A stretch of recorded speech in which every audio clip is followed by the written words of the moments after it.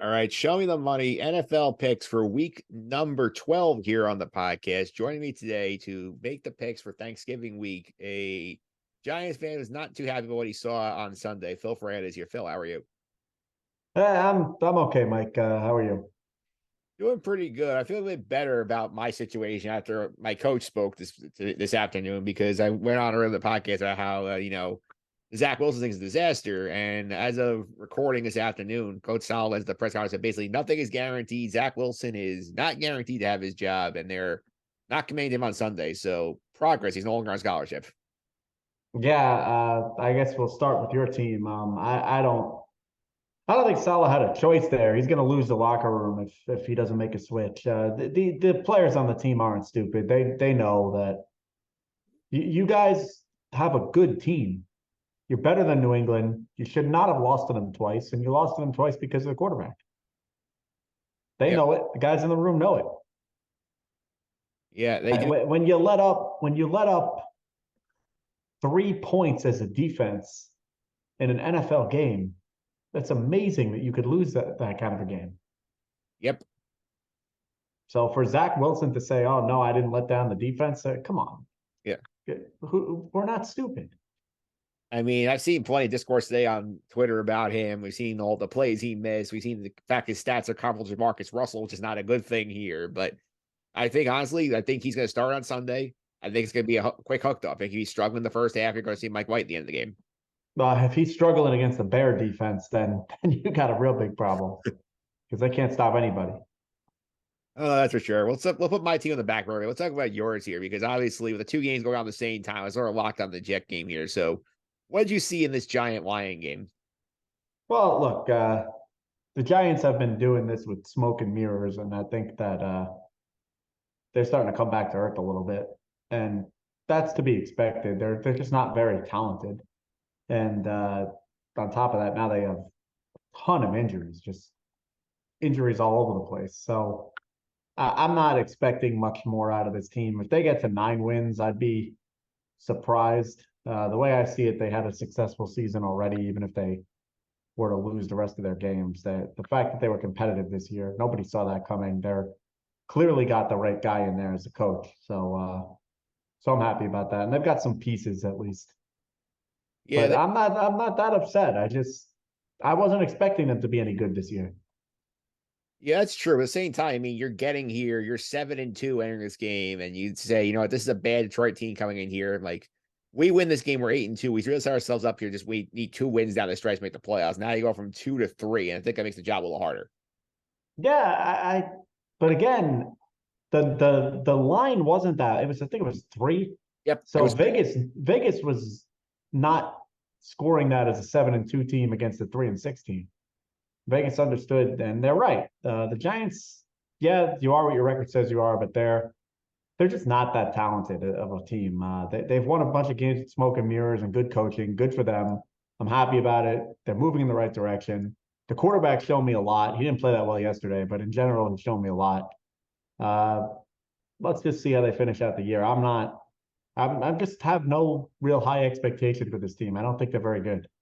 Yeah, so basically, you're leading to my next question here because obviously I talked to Jerry Fuller, the Giant Insider podcast earlier. I asked him the same thing, and basically, like, do you think this Detroit game is sort of a sign of things to come here at the Giants? That like maybe is this going to be a tougher run down the stretch here, considering they're stepping up the level of competition they're dealing with, and they have all the issues in the Detroit game. Well, they got exposed a little in Seattle. Even Houston last week, they won the game, but they didn't exactly play well. And yeah, I do think it's a sign of things to come. They're devastated by injuries, and they don't have that much talent. They really don't. The defense is played well and played hard, but they don't. I can't say they have a ton of talented guys on the defense. And the offense, who do they have? They got the running back and quarterback. They got some pieces. And Andrew Thomas looks like he's great left tackle. That's a good piece. But is there any skill position player besides Barkley on the Giants who you are worried about? Nope. No. So they're just not. They're not there yet. But they weren't supposed to be there yet. Yeah, I'm with you on that. I feel like this year is a good sign that the coaching staff is capable of doing their job correctly. And if you give these guys better players, this team can be really, really good. Yeah, and they have some pieces. They've got a left tackle. They've got looks like they got a pass rusher. They've got some decent players in the secondary who are young. And I like what I've seen from Jones. The quarterback's played well this year. Yeah, he certainly has. And now we get to this interesting game. We got Thanksgiving against the Cowboys here. I remember I talked to your brother when the schedule came out. I said, this is the year that the NFL put Giants Cowboys on. And I expect this game to be good. So look like for most of the year, it's going to be, it's going to be a very important game. And now all of a sudden, this is a very big deal for the Giants because they want to have their playoff hopes, like, not take a bigger hit. Like, this is going to be a tough spot for them here in Dallas. If they figure out a way to win that game, they're almost guaranteeing themselves to get in. But Mike, they're 9-point underdogs. So that is Vegas is not scoring this like a game between two. Dallas is 7-3, I think. It's between 2 7-3 teams. Yeah. This is a lopsided game, and I expect it to be a lopsided game. I don't know how the Giants could compete with that team with Dallas. Dallas is just better than them at pretty much every single facet of the game. Yeah, really, I think the only way this game is close is if the Giants can really just establish the run. They can bully the ball down the field with Saquon Barkley and some read options with Daniel Jones. I think if you're having to pass a lot of this game's going to be like a 2-touchdown game. Yeah, I agree. I just don't see them keeping it close. But the one thing that they do have, again, is they're well coached. And well coached football teams can compete in the NFL. Yep, they certainly can here. And before we get to the picks, we do have a little bit of unfinished business here from the baseball season. We got to talk about how the over-unders went. So I'm going to start with you. I don't want to talk about the over. Yeah, well, I have to let the audience know how this went here. So I'll start with yours first. You went 2-4 on the year. You had over 85.5 for the Giants. That one did not pan out.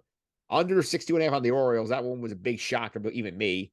Tigers over 77.5 loss. Guardians under 76.5 loss. You did nail the Dodgers over 97.5, and you nailed Texas under 74.5. So I think the two two Central teams probably the swings for you there.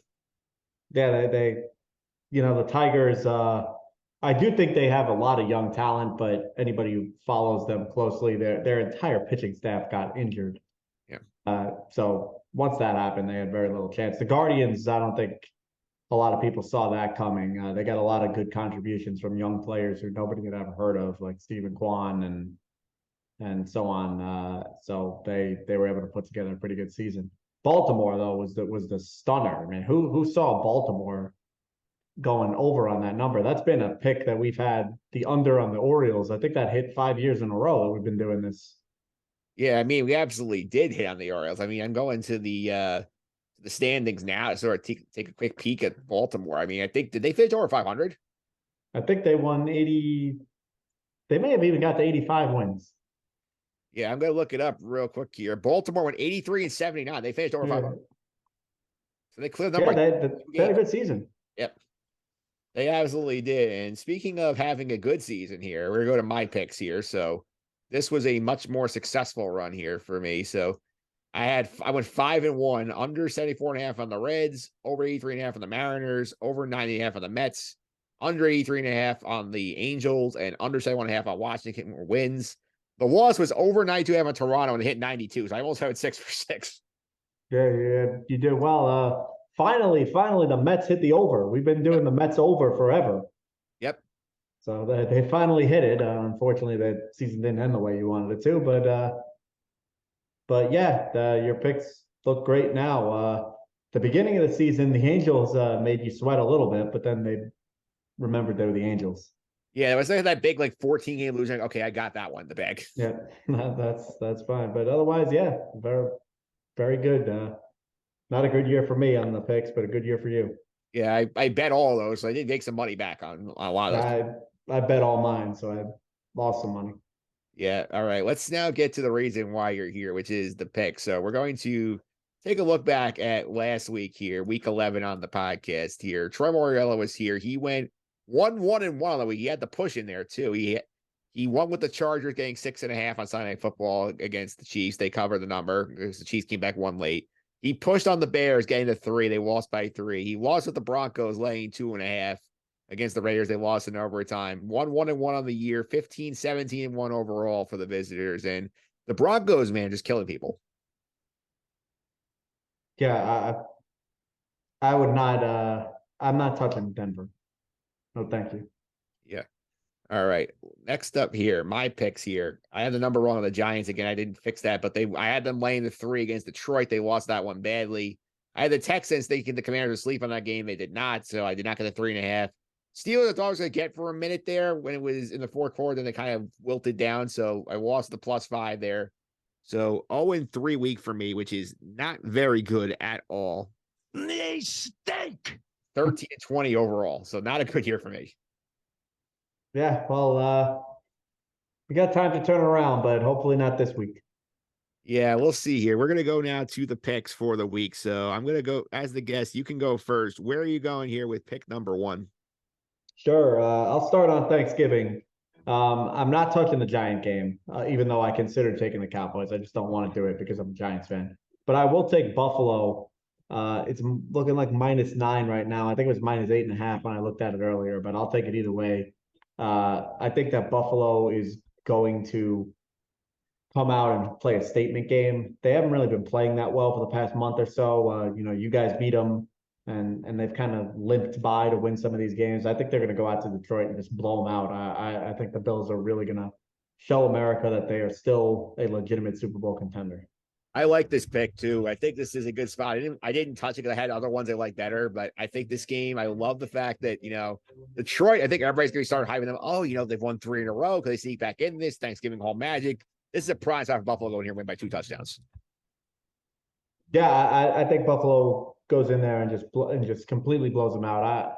If Detroit can't run the football, Detroit can't do much, and I don't think they're going to run the football that well on Buffalo. All right, let's pick number 1. Are you going to pick number 2? Pick number 2, I want to see. I wrote this down. Hang on, I just want to look at what I wrote down at there it is. Yeah, Seattle. Seattle in the -3.5. Seattle's playing the Raiders. Seattle's home. I think Seattle is still undervalued in the league, and by the bookmakers. At some point, we have to say that maybe Seattle isn't winning despite Geno Smith. Maybe Seattle's winning because of Geno Smith. The guy's just having an unbelievable season. Pete Carroll is a good coach. I like Seattle. I think they're going to take care of the Raiders pretty well, and I just don't think the Raiders are very good.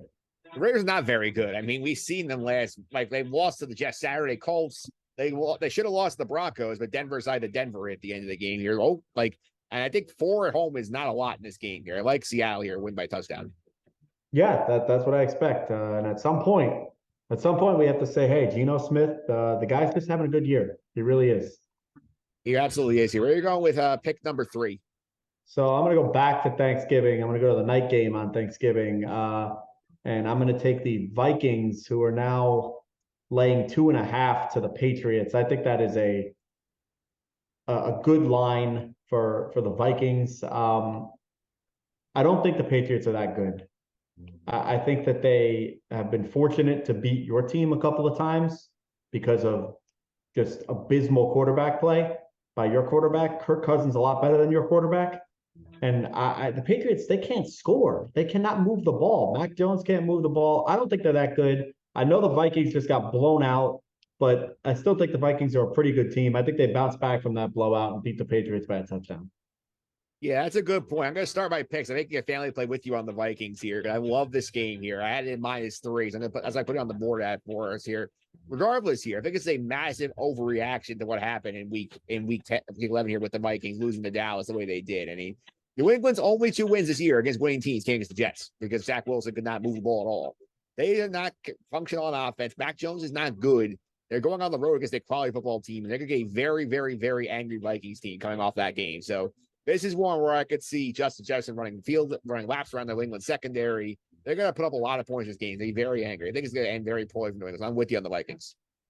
Yeah, I mean, Mike, where we are a couple of Zach Wilson missed throws away from your team having won that game and the Patriots coming off another brutal loss. Matt Patricia getting booed out of the building. I think it's an overreaction. I think the Vikings just ran into a Cowboy team that had everything going that day, and I think the Vikings right the ship here. All right, that's my first pick here. Second pick here. I'm going with a team that gets disrespected quite a bit here on the spreads. I'm taking the Titans getting a point at home against the Bengals here, and I think this is a team that Tennessee knows what they do. They run the football. They play good defense. Ryan Tannehill is back, and they have a new weapon now. Treylon Burks getting on the run here, and I don't think the Bengals are as good as they were last year. This is a prime revenge spot for Tennessee after the playoff debacle last year. I think they get a big dose of revenge here. I think this is a big win for the Titans here. I think they take care of business, get their revenge. I'm getting a point home, so give me Tennessee getting the point here. Yeah, turning that game into essentially a pick 'em was a weird one for the line makers. I like that pick. I looked at it too. I think Tennessee can control the clock, and I think Tennessee can win that game by a field goal. All right, let's pick number 2. Pick number 3. Back to Thanksgiving. I know you said you couldn't do it, but I'm going to do it. I'm going to take the Cowboys laying all the points on Thanksgiving. This is a bad spot for the Giants. They are very banged up here. You got a lot of key guys in this game. The Cowboy defense knows that if they take Saquon Barkley, the Giants cannot do anything offensively. 8.5 points. Dak Prescott is here. They're riding high after that big win. I think they ride the momentum here for a double-digit victory over the Giants. So I'll take the Cowboys laying the points to wrap up the week. I like the pick. If I wasn't a Giants fan, I would do it. I just can't pick against my own team, but I think I expect a rout. Yeah, it makes a ton of sense here. So to reset the picks for week number 12, Phil is going with the Bills laying 9 points in Detroit on Thanksgiving. The Vikings laying 3 on Sunday night on Thanksgiving night against the Patriots. The Seahawks laying 4 against the Raiders. My picks: Cowboys laying 8.5 at home on Thanksgiving against the Giants. Family play on the Vikings laying 3 against the Patriots, and the Titans getting a point at home against the Bengals. So those are your picks for week number 12 on the podcast. And speaking of those Vikings, next week we're going to be joined on the podcast by a member of our softball team, a big Viking fan, Joey Castellanos, to come on and do the picks. Oh, all right. I expect he's going to have something to be very happy about, at least after this week. I think the Vikings are going to right the ship and show the Patriots, send them back to reality. Yeah, and I mean, next week is a loaded week of the NFL. Like, my reason why I'm getting this week, Vikings play the Jets next Sunday in Minnesota. So that's gonna be a fun game. Yeah, well, curious to see who the quarterback is, but I guess we'll know after this week. Yeah, I think there's a good chance that we end up seeing Mike White in that game if Zach Wilson plays out of the job on Sunday. Yeah, look, we talked about it earlier, and I won't harp on it, but you guys have a team that's ready to win. You cannot let this quarterback hold you down. Yeah, you absolutely can, Phil. Thanks for all the time. I really appreciate it. All right, thanks, Mike. Appreciate coming on. We'll see. Hopefully, I do a little better than I did with the over-unders.